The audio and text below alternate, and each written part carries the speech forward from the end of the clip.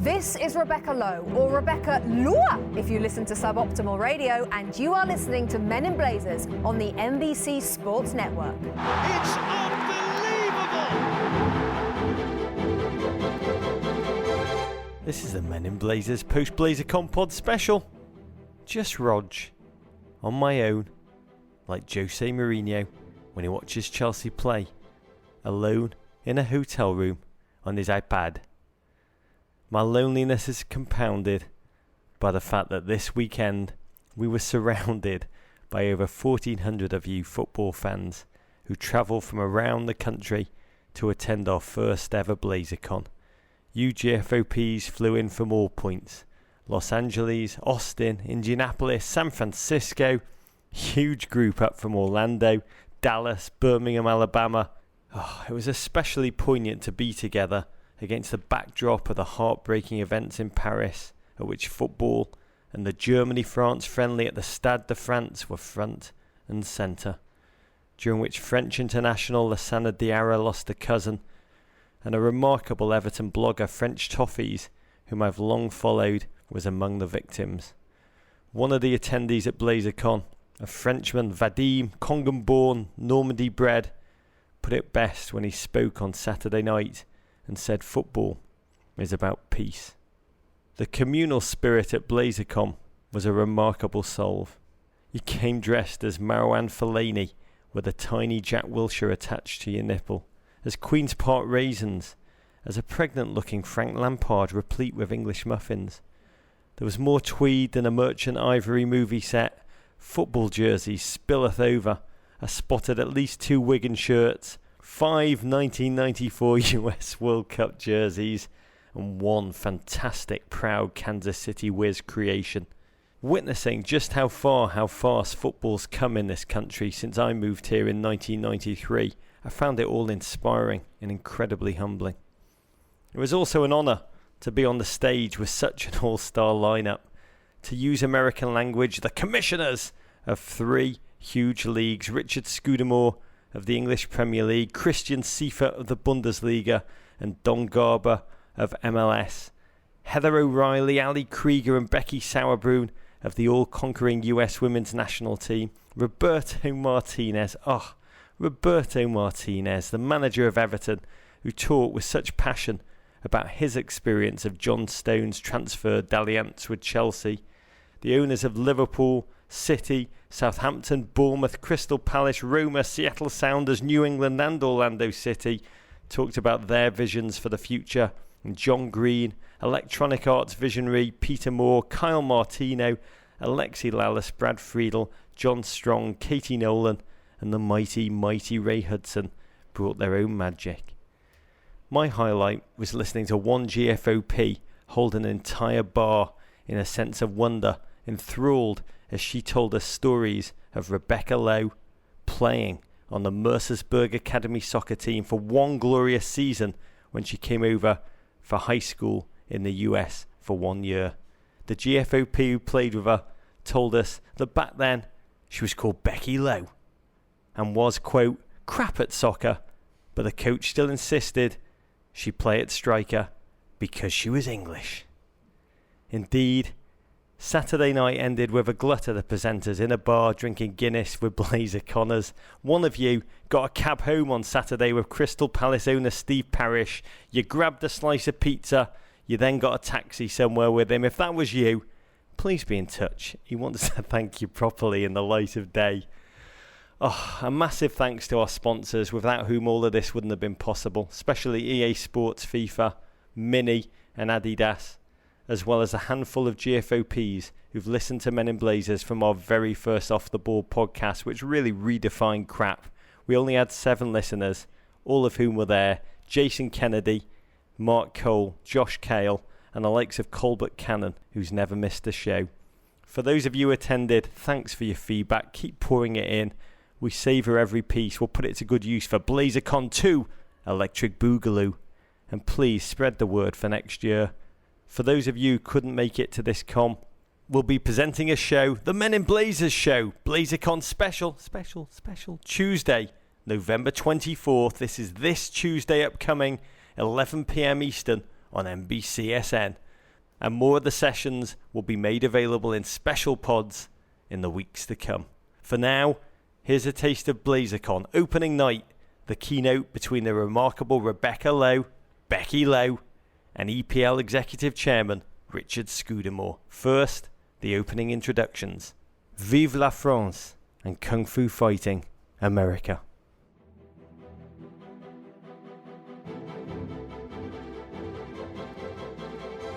I feel like I've just wandered into the soccer-themed bar mitzvah I never had.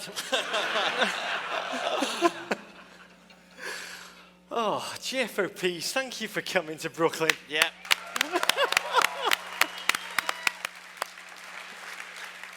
At Men in Blazers, we've always joked that soccer Oh, yeah, soccer. Soccer.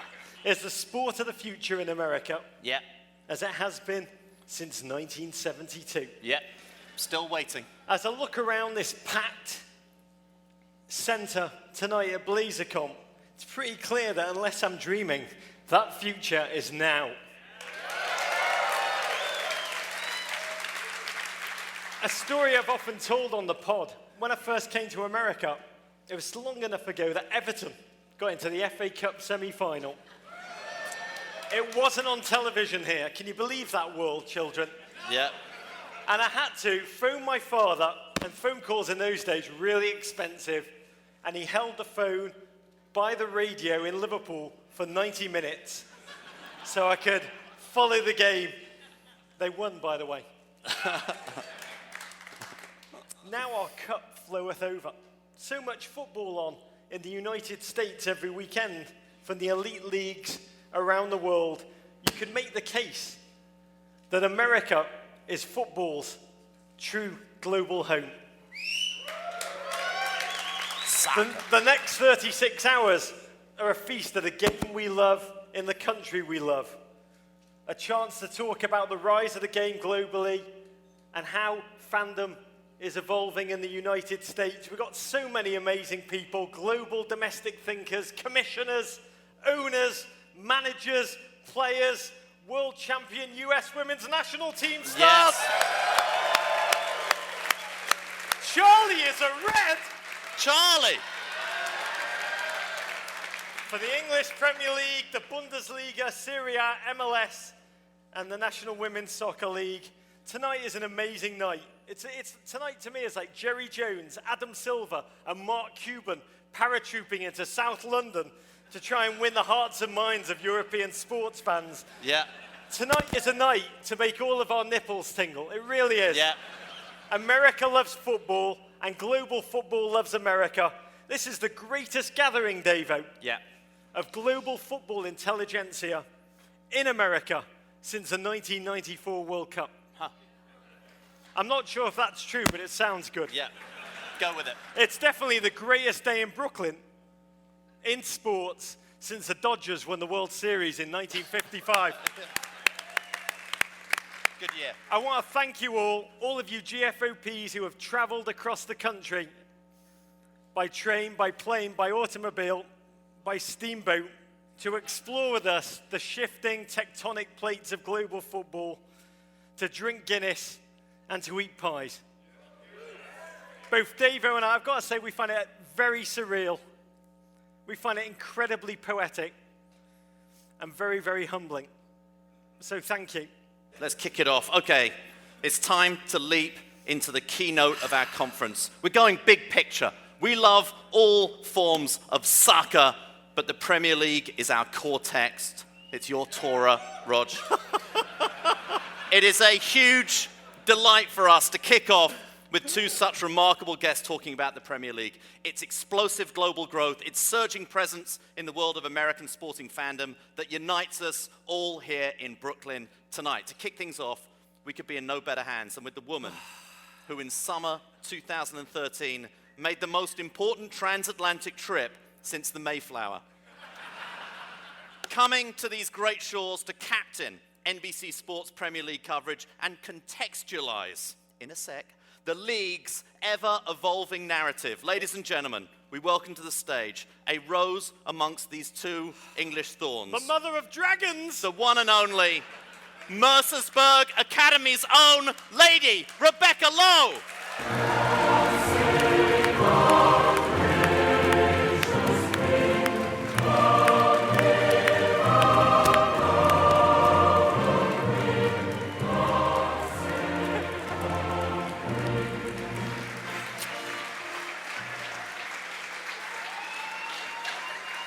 What better way to kick off BlazerCon than to talk more about the Barclays Premier League, past, present, and its future as well. And who better to do that with than a man who has been called the father of the modern game. He is the executive chairman of the Barclays Premier League. Ladies and gentlemen, please welcome Mr. Richard Scudamore.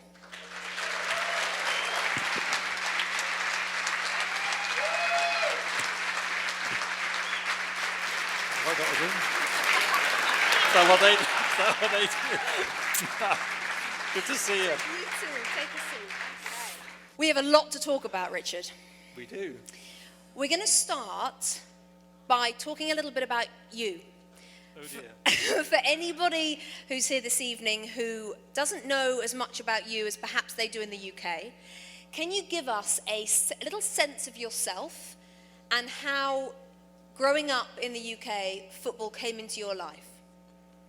Okay. Well, first of all, hello everybody, especially the GFOPs in the audience. I had to get here to see probably the largest ever physical gathering of GFOPs that have ever been assembled in one place, even though clearly in a digital world you do assemble in slightly larger numbers. A sense of myself. I was born and raised, fortunately, in a small town called Bristol in England. It's actually quite a large town. The reason I was able to get this job is because I wasn't from London or from the Northwest. Because such was the football administration politics in England. The London clubs tended not to trust the Liverpools and the Evertons and the Manchester clubs. And therefore, when I said I was from Bristol, they said, well, you know nothing about football. That should be absolutely perfect. And to this day, being a Bristol City fan helps do the job. Because there's clearly no conflict of interest. And there's not likely to be one anytime soon. But how I got into it is remarkable, really. My father took me to my first game, and my father was, sadly, was polio disabled. And he was in a wheelchair all his life. He was in a wheelchair when I came along. And we were actually born in a part of Bristol that you should be a Bristol Rovers fan. We were born north of the river, and south of the river is basically Bristol City. But in 1955, when my uncle pushed my dad in his wheelchair to Bristol Rovers, they suddenly refused to let anybody in a wheelchair. And so my uncle took it upon himself to push my dad to Bristol City. Now, the logistics of this are quite a challenge because they only lived a mile from Bristol Rovers ground, but 5 miles from Bristol City's ground, and they pushed him every Saturday, pushed him back. The fact that my dad didn't want to go, he didn't have much choice. Once my uncle undid the brakes, there was nothing he could do about it. And so that's Bristol City, and I went to my first ever game at Bristol City in England in those days, back in the early mid-60s. They used to have a thing called an invalid carriage. It doesn't sound politically very correct now. And it was a plastic car, 3-wheel car that the people used to use if they had no use of their legs. And instead of taking his wheelchair, he used to leave his wheelchair at home and take me in the side of this thing. And we used to go in right to the side of the pitch, sit there, turn it side on, open the door, and I was sat pitch side at Bristol City. And that was in 1965, and here I am. So that's it. That's how it started. That is a great story. That is a great story. 16 years ago, 1999, when you took the job at the Premier League, just tell us, what was Premier League football like then? Well, in fairness, it was pretty good, remember. It had a good start. It had come from 1992, and we all know the reasons why it suddenly got off to a good start. It couldn't have got any worse, really, could it, in terms of what English football had gone through in the late 80s in terms of the disasters, Bradford, Heysel, Hillsborough, the government wanting to shut it, basically. Margaret Thatcher's answer to away fans was to not have any. which was pretty difficult. And then, of course, in 1992, something had to happen. Along came pay television, and there was some investment, and the stadia were, by law, the stadia had to be improved, moving to all-seater. And so it had a decent start in the first 5 or 6 years, in fairness. It had a really good start, helped by the England team performance in Euro 96. Again, if only England could host a World Cup at some point, if only we could get to another semi-final, if only we could win a friendly against Spain of a Friday evening. The truth is, it would be brilliant if we could do something. And Euro 96 definitely was a platform that helped the Premier League grow, certainly in England. By the time I got there, though, we had one international contract. It was through an agency. We didn't really know where we were being broadcast anywhere in the world. And that's the big difference, really. If you plot from 1997, 98, that era, really, the phenomenon, as well as the stadia, as well as the football, really this global kind of spread and the way it's reached the rest of the world is the big difference over that period.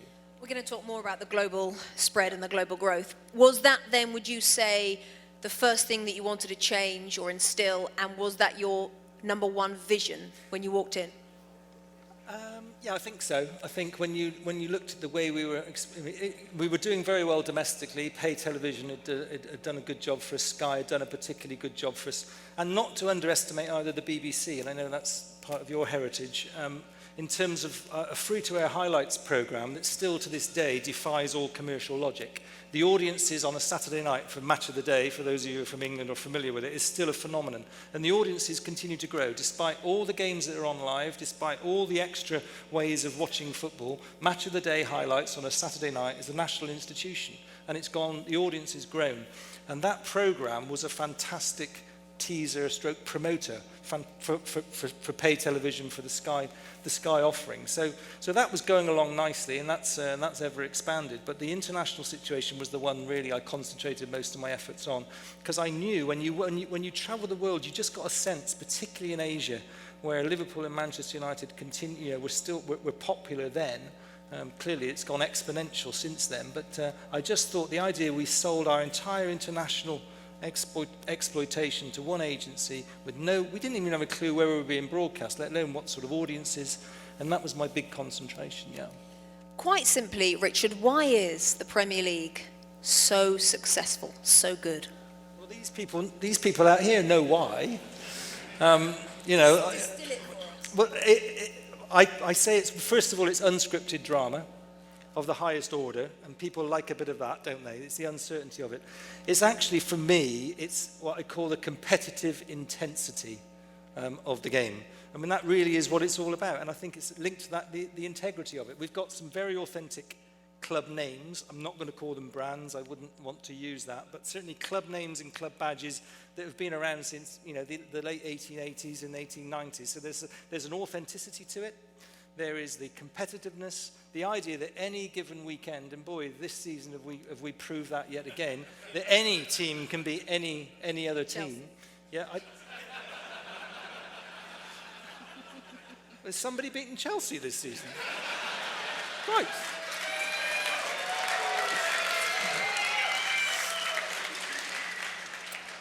I saw those boys out there on the Everton USA stand. They did.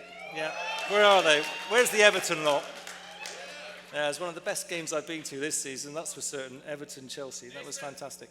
But it's the honesty of it, to be honest. It's just that competitiveness where, and again, you produce games that people, when you look at it on paper, who'd have thought Leicester Aston Villa would have produced such a game as it did? At the start of the season, you don't look down that one and naturally think that's a fantastic game of football, and that 3-2 was as good as anything there's been this season, just in terms of its intensity. Okay, so you have this fantastic product, and you know that you want to spread the word and go global. Exactly how did you go about doing that, Richard?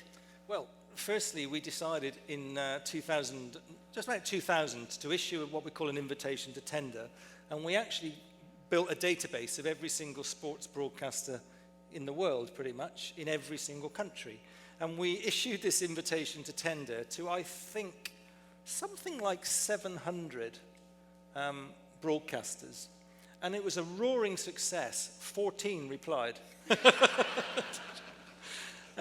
because the world wasn't quite, well, they didn't actually trust us. They didn't think that a league based in England would deal directly in Thailand or deal directly in Indonesia or deal directly in India or even in America.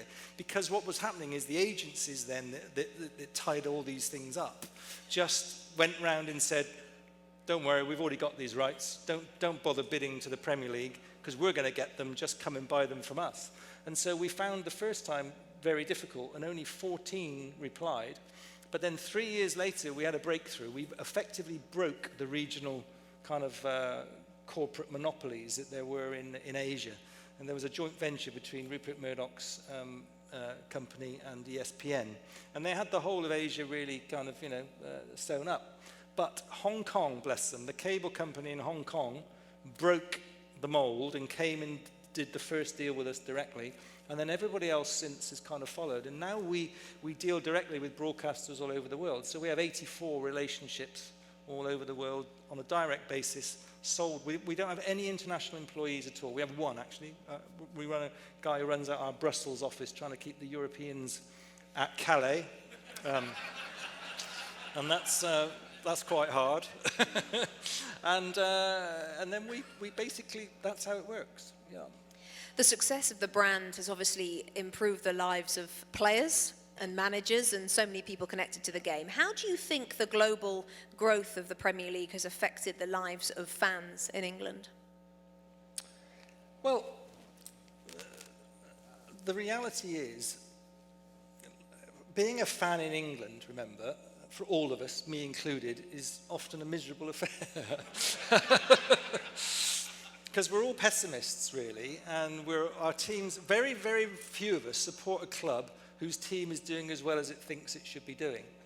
And, if you're a Newcastle fan, or if you're, there are, or, I didn't say Chelsea, you said Chelsea.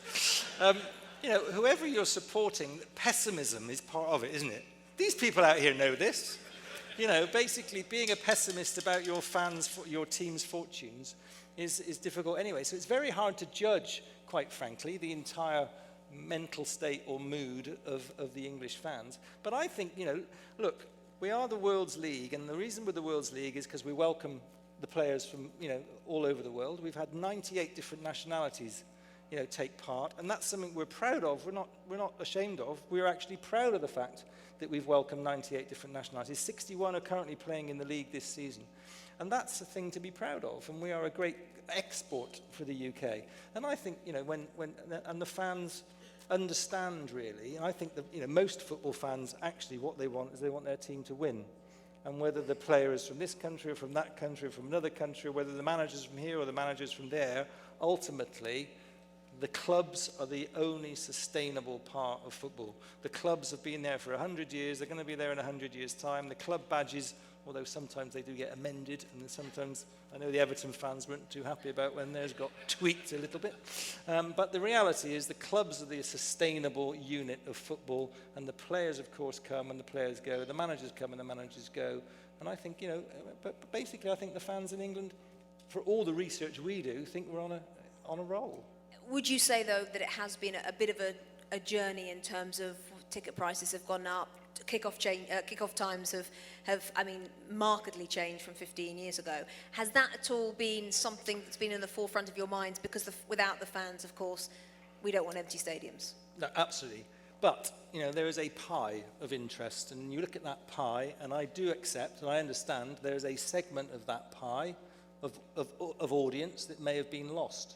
In terms of, they're just no longer enfranchised, is that the word, with the game. But you can't argue that we've attracted a much, much larger pie, and therefore there's far more people involved, far more women involved in the game, far more young people. Our audiences, despite all the urban myth, are getting younger, getting considerably younger, and they're much more diverse than they were. We're more diverse as an audience than the general UK population, and therefore, there's a huge appeal. How much bigger can it grow? How much bigger? Well, it's interesting. It depends what you mean by grow in terms of audience or in terms of revenue. Just to give you some idea of numbers, we think from all our research there are 35 million individual adults, separate adults who have watched a Premier League game in the US last season.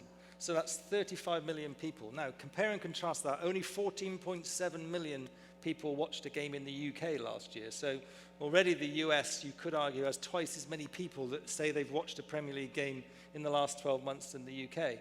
Now, that number is less in China, and there's about 30 million have said they've watched a game. Well, there's, 1.3 billion of them, so there's a few to run at there. There's a few to run at in India at 1.2 billion. Indonesia, 280 million people, nearly as large as the US. And I could go on. There are 185 countries recognized by the United Nations. There are 212 territories, because Hong Kong is a part of China, but it's a separate territory. There are 212 places to run at, and I've got the energy to keep going a little longer, and therefore I think there's huge scope for growth, huge. The line of whether the bubble will, though, ever burst has been brought out, Richard, and has been talked about, I think, for 10 years. And you hear so many people within the game saying, yep, it's going to burst, it'll be burst within the next 3 years. And it hasn't, and it doesn't look like it's going to. Does it ever keep you awake at night, that worry? No.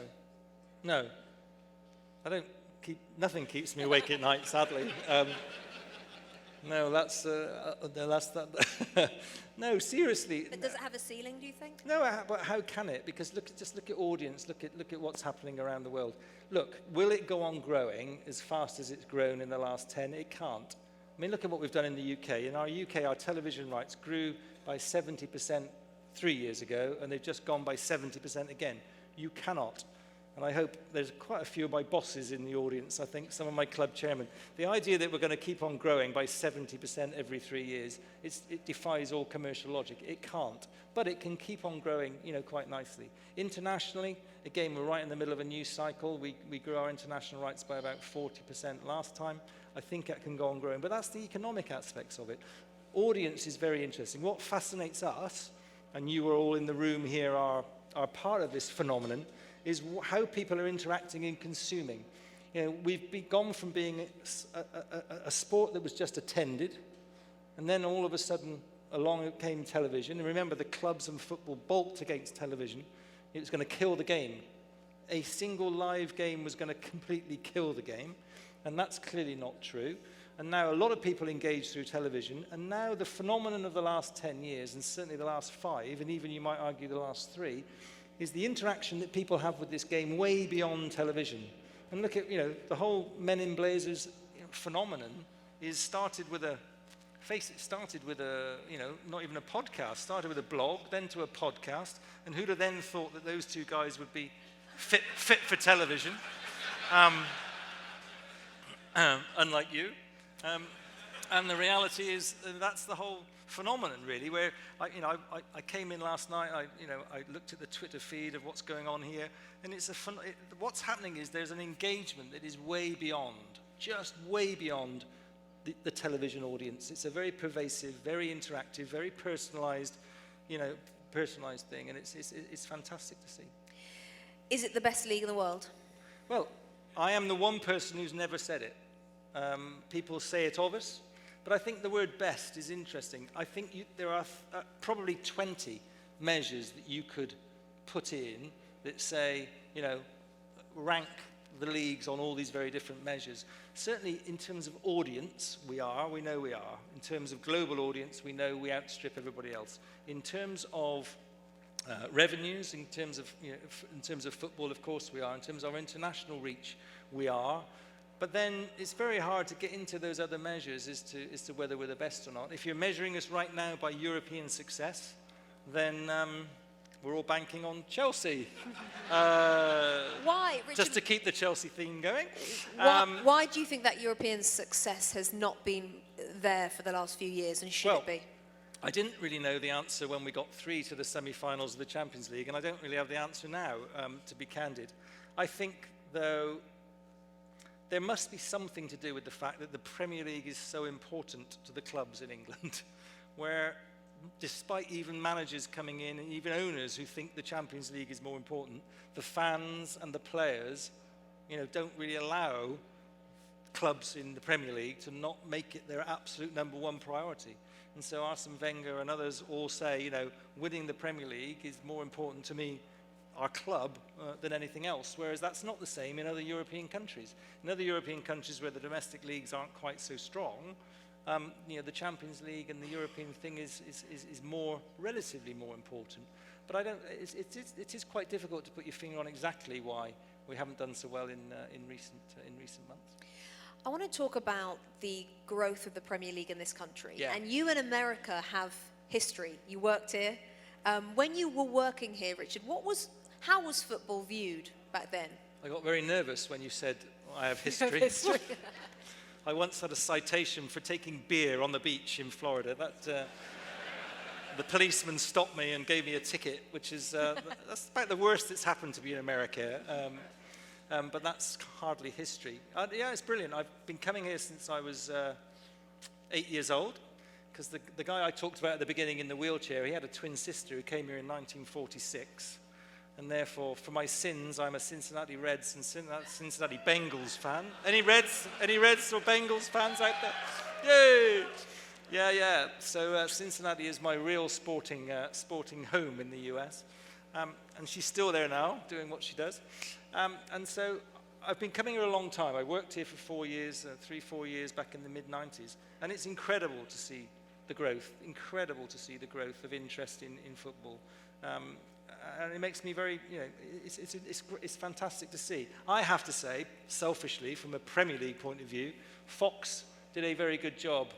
Fox took something that wasn't particularly popular, invested heavily in it, gave it some dedicated resource, and did a good job. And to their chagrin, really, they built some sort of audience here that NBC and the others then took an interest in.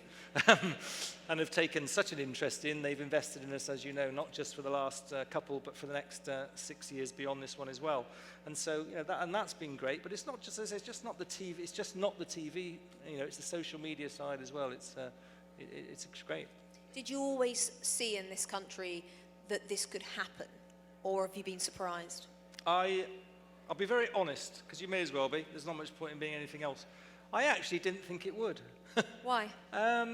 Because I thought, I suppose because I've been coming here for so long and it hadn't.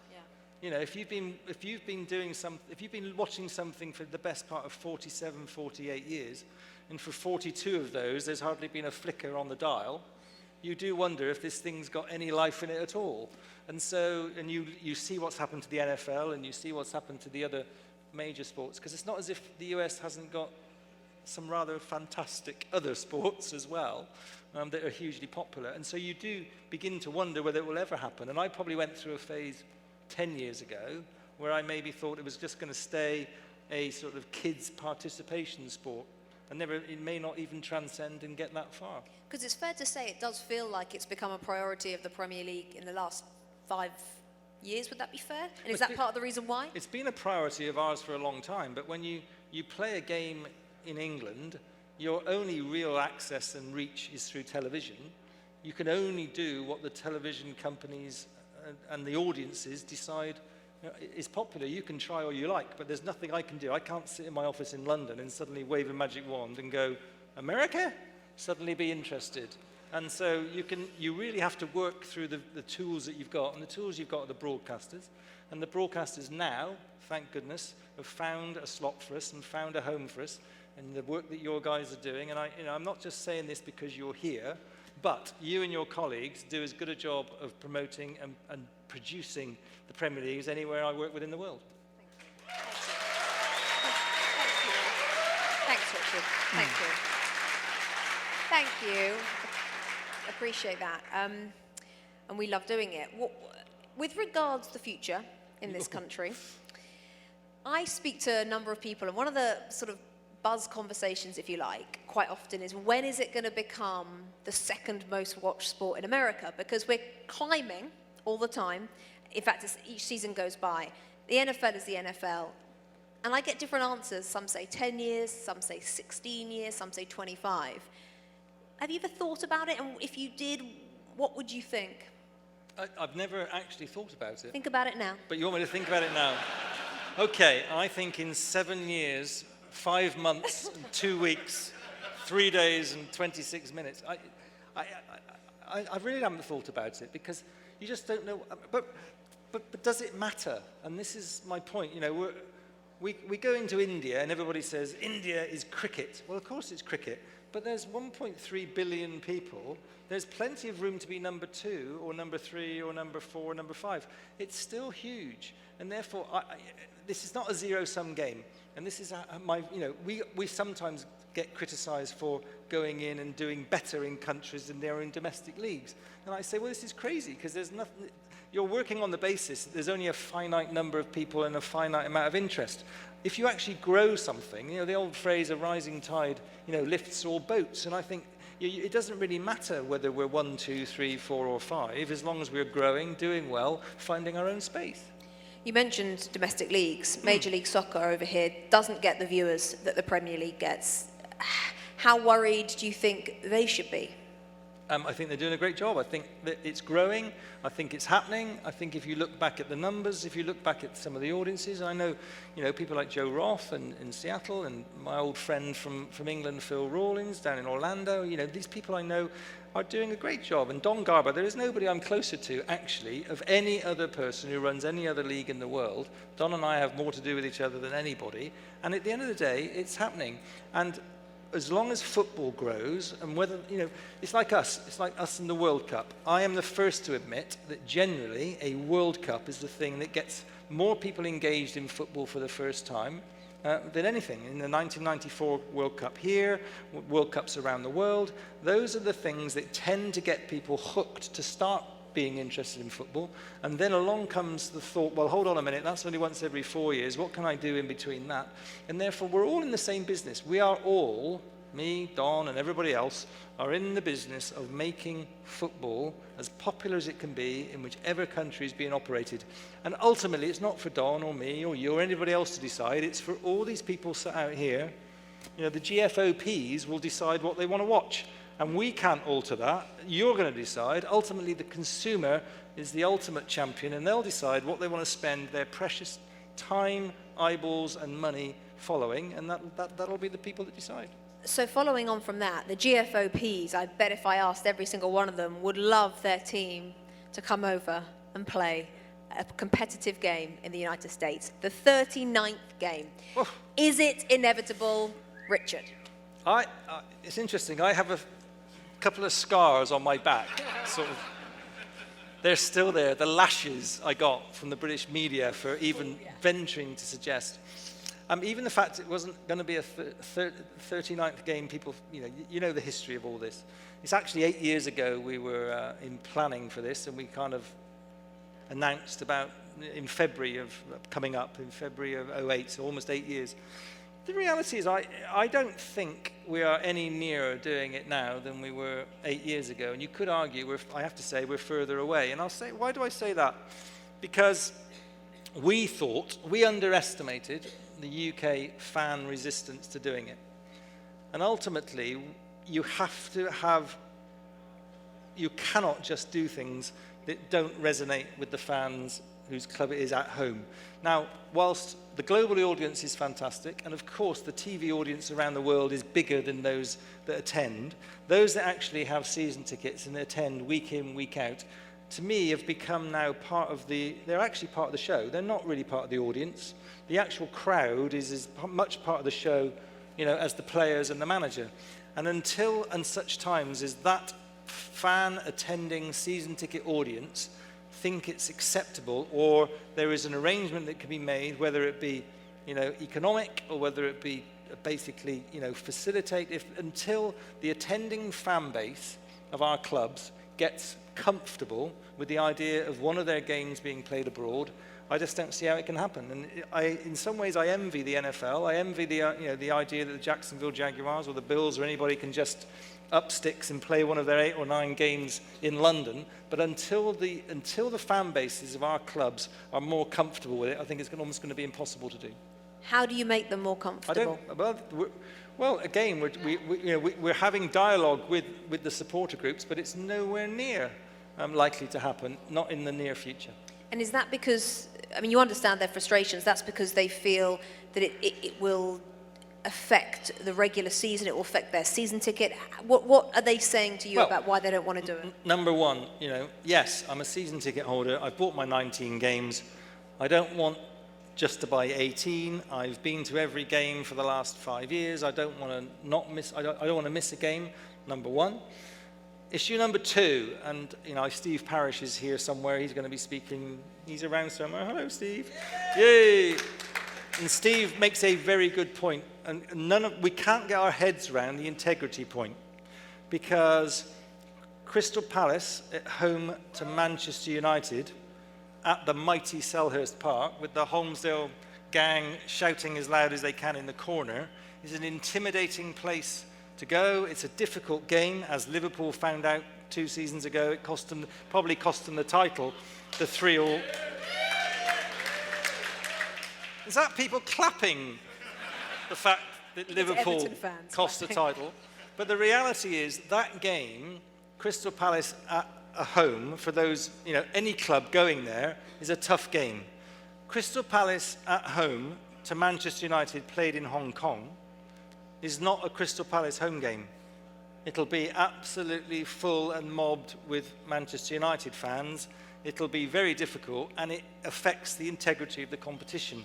And we have not yet found, have we, Steve, the answer to that conundrum. Interestingly, that 8 years ago, when you announced that you were thinking of this, a lot of work had obviously gone into thinking about it. So at that point, and at the moment, it's academic. But if in 10 years it was on the table again, had you decided how it would work in terms of which club would play which club and why? Well, and we had. There was only 2 ways of doing it. Either you take a 38th game, i.e. one of the regular 38. And if you take one of the regular 38, it's the problem I've just discussed in terms of, somebody's home game is no longer their home game. The reason we thought playing an extra game was the right thing to do is because it wouldn't alter the fact that you'd still play each other home and away, and the extra game statistically wouldn't make any difference to the outcome of the league over a season. Statistically, the more games you play, the more likely it is that the right team wins and the right teams get relegated. It's just a mathematical, certainty. So we actually thought that what you would do is you would play 1 through 10 would play 11 through 20. So 1 would play 11, 2 would play 12, 3 would play 13. And so you basically had a 10-place gap, if you like, between each team, which would make it as pretty much as integrity intact as it could be, save for nobody could get over the fact that this was an extra game. It didn't seem symmetrical. It was the home and away thing was going to be interrupted, and it just people couldn't get their heads around it. Okay, we will watch this space. And if anybody's got any bright ideas, by the way. As to how we solve the problem. I'll come to you in just a moment, Mr. Bright Idea on the front row. Before I come to this chap, just finally, who's going to win the league?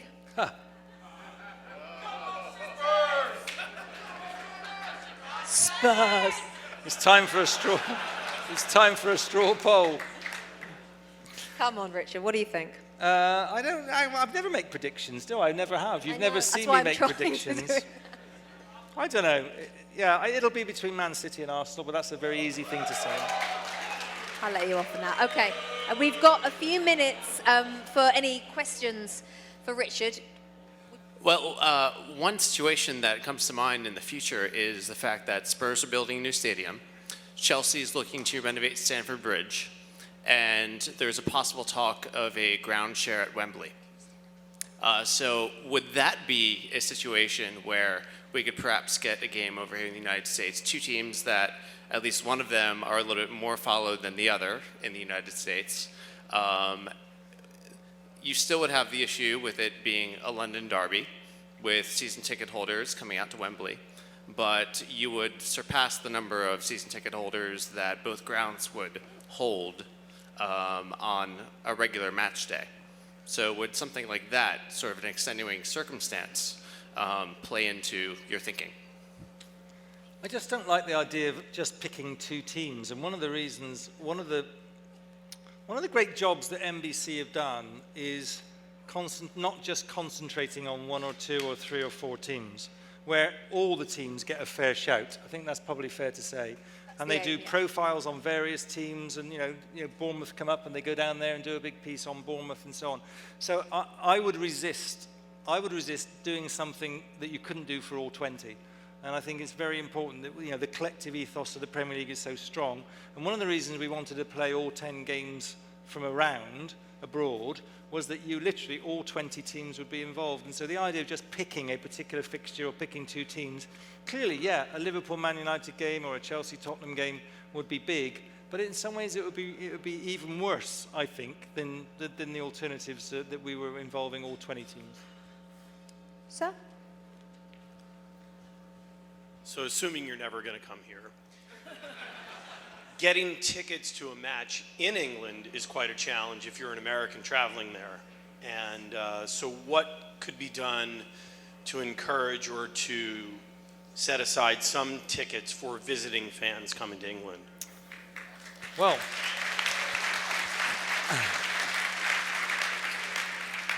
it may be a challenge, but there are 26,000 of you coming every week.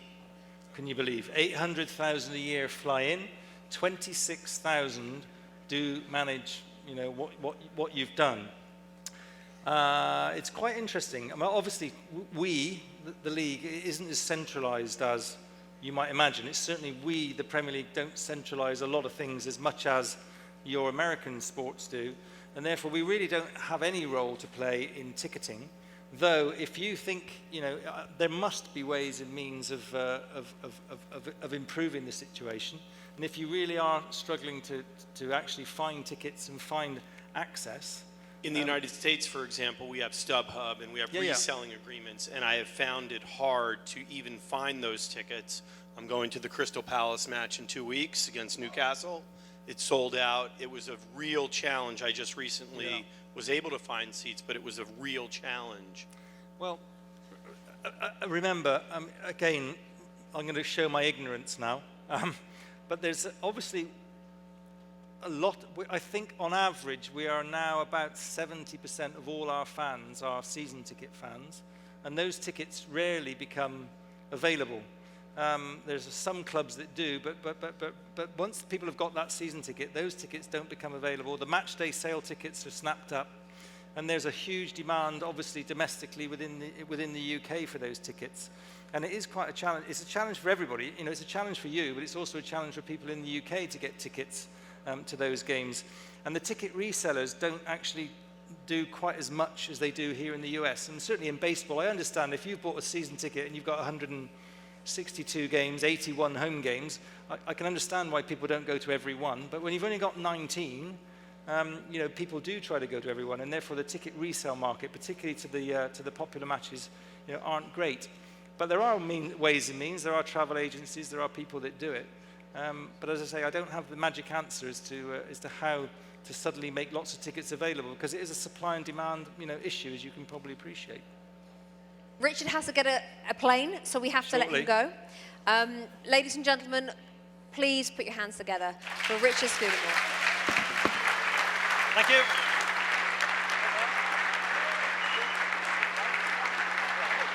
Oh, thanks to both Richard Scudamore and Rebecca Lowe for joining us and kicking off BlazerCon in such fine style. You can see chunks of that interview in glorious Technicolor on the Men in Blazers show BlazerCon special, which will air this Tuesday, November 24th at 11 p.m. Eastern on NBCSN.